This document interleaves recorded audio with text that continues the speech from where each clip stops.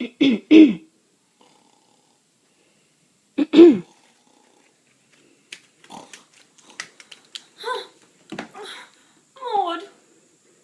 Hmm?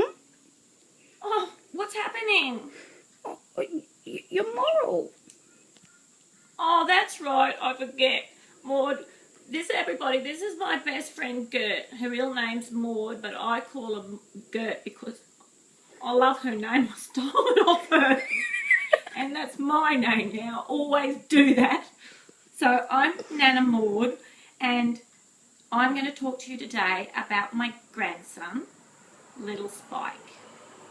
Now, I've been told by our village here that we have to be careful because I could go virus. And although we think we're pretty cutting edge, old Gert and I, we don't really know what we're doing, boys and girls. So I've got some stories to tell about Spike. I actually wrote a little book about him. So he's my grandson, and he plays guitar, and he's becoming quite popular. When he was little, I realised very young he was going to be a ladies' man. He just loved the ladies. Couldn't find him, he'd be down the back with some ladies. Wondered why he didn't go to school, because guess what? He'd be at bingo, sitting there with the ladies, playing bingo. So whenever you lose Spike, boys and girls, go find the ladies and you'll find him. Now, I have known Spike all his life. Gert, how old are we? Oh, Gert, guess what? A little story about Gert. Off track here, I know. But Gert and I are best friends. I'm a bit more with it than Gert. But I think Gert is younger than me. You can't tell. But we came to the village because she was getting old and dithery. And I thought, Gert, you're my best friend. We've been best friends for, I don't know, 70 years. And I thought, Gert, you're not going to that village alone, and I'm coming with you. So, sorry about that sidetrack. Anyhow, we're in the village now. And we love it here. And all my life, I love my grandkids, but there's one that stands out. And that's my little Spike. And I wrote a little book about him, and we'll get into the book later. But it's sort of about his music. You can see the little fella playing the guitar there. Picked it up when he was 2. I think he's about 2 in that photo, isn't he, Gert? Oh, yeah. Yeah. I don't know. He looks a big 2-year-old, Gert. But anyhow. They make them big nowadays. They do. They feed them up, don't they? Yeah, they do. They feed them up. Wait a sec, Gert. I just got to have a cup of tea. Is that okay? That's fine. I know we've got to make it quick because Nurse Wendy said don't take too long, be careful, and be careful of the virus. Because, you know, we're in a village and we can't have everyone getting the virus. It's all about tubes, apparently. Well, I don't think Gert and I've got any tubes left. But anyhow, how many kids did you have, Gert? Oh, 17. You always were that sort of girl, Gert, weren't you? I could just pop them out. Well, I only had the one. And the one was the one that made Spike, my little favourite grandson. Anyhow, bring on a bit more about Spike. Going off track I was. And just a sec. Little tip. Nip of scotch in your cup of Earl Grey. Does the tricks. Anyhow, he used to come over and stay at Nana Edna's. And he was always a treat. I can't say a bad word about him. Except the ladies. Oh, we've mentioned the ladies, man. But some Gert, you brought that up. I wasn't going to go there. I think Nurse Wendy said to keep it a certain rating, didn't she? She said, keep it clean, girls. She's known us too long, Gert, and I'm just thinking I'd do my best. And anyhow, I'm going out with Brian tonight, not you. Even if he's young, he's only 40, but he likes me. Anyhow, that's another story too.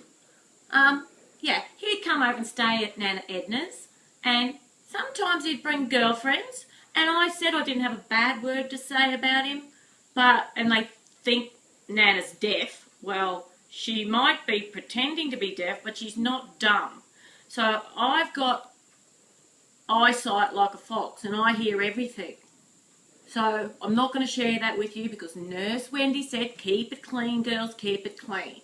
So I'm going to do that. Just wanted to say one story because I've got lots of stories in this book. But just for now, boys and girls, I'll keep it simple and tell you about the one story. And this might get you a little picture of Spike. I sent him off to the shops one day and I said, go down the shop, Spike, and get Nana's personals. Well, he hummed and hawed and well, not going down to get Nana's personals. I said, be a good boy. If you want to be that ladies' man you want to be, you've got to step up to the plate and get personals for ladies. I'm a lady, I'm your Nana, go and get my personals. Well, so off he went. Always used to wear a funny little hat on his head. He was cute. I said, leave the guitar here, Spike. You know you're going down to the shop with that. You're not busking yet. Nana's loaded. She can afford to put you wherever you need to go. You don't need to busk. Anyhow, he goes to the shop. I said, for God's sakes, you little whinger, get yourself a lolly while you're there. Nana's personals and a lolly. So off he goes, and I'm thinking, gone for long enough. Can't talk the wooden leg of someone with a wooden leg, I suppose. Anyhow, he comes back. I think, thank God. Nana can't wait forever for her personals. Comes back finally, and he's got a big, huge bag. I said, what's in there? And he said, well, you said to get a lolly. I said, yeah, a lolly? Give us a look in there. So he throws the bag at me, nearly hit Nana in the head with it. Was never a good shot, never a ball player. Anyhow, so he throws it to Nana, and Nana goes, OMG, let that off. Your little niece, Gert, OMG. Have you heard about that one, Gert? Oh, I love how they do that. I always do WTF. You would know what that is, Gert. But I like OMG for the sake of Nurse Wendy's, keep it clean. Anyhow, bag of lollies. I said a lolly, Spike, a lolly. A meaning one. He's got a bag full, and I've gone, oh my God. And this is when it all started, boys and girls. A lolly is not 50 lollies. So he's got every sort of lolly imaginable. I said, why couldn't you just choose one lolly and get the same few of the one lolly? No. From that point on, I knew little Spike. Look at him. Bless. Look at him, Gert. Butter wouldn't melt in that mouth. Look at him. He was so cute back then. He's a little bit older now too, boys and girls. How old is he, Gert? You do the math. 20? I don't know. God bless. You've always had a soft spot. I think he's actually 50. But anyhow. So, I knew from that point a bag of lollies. Couldn't make up his mind. Not one, just all sorts. Just every flavour imaginable. And I said to him, well, as you get older, you're going to have to choose one lolly. So, boys and girls, the moral of this story, wait a sec.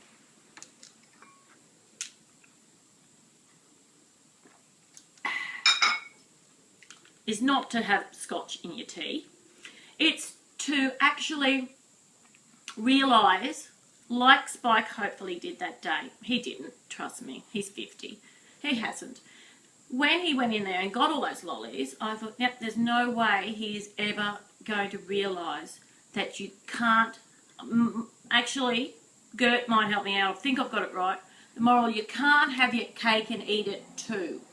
So, boys and girls, just remember, try and stick with the one sort of lolly if you can. God, Gert, is someone here? Are we in trouble? Oh, I don't know. Oh, I'll go and get it. Oh, Gert, guess who that's going to be? I know who it is. Who is it? It's the gardener. You've seen him. You go out and do the dishes. I'm going to be busy for a bit. All right, Maud. Bye, boys and girls. See you next time with my next moral.